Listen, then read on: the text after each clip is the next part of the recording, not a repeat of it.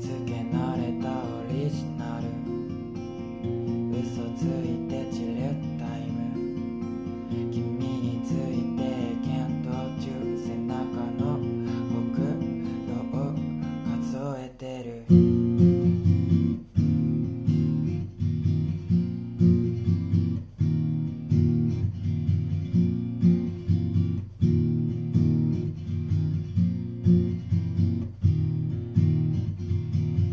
寝相は良くないし、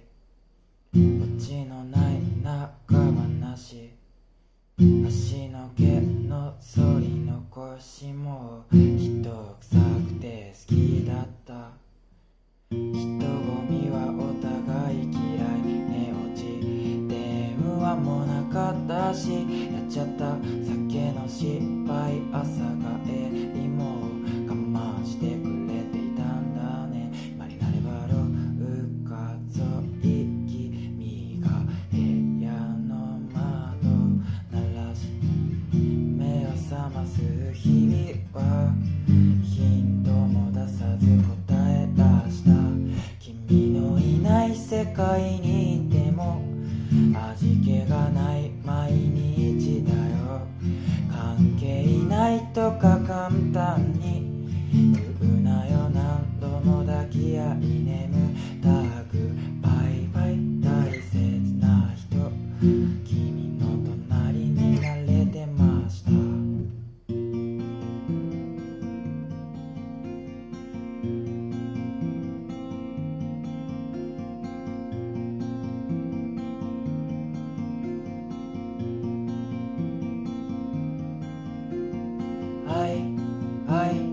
相対する、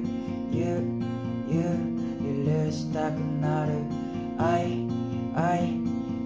対する、揺らいでいる、相対する、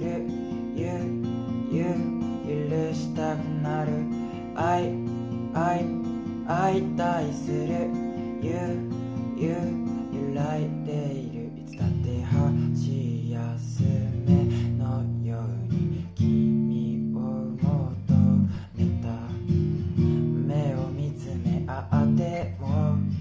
ピントが合わず答え合わせ、さりげないシャンプーの匂い、柔らかい甘い声も全部に心響いたのに、浮つく自分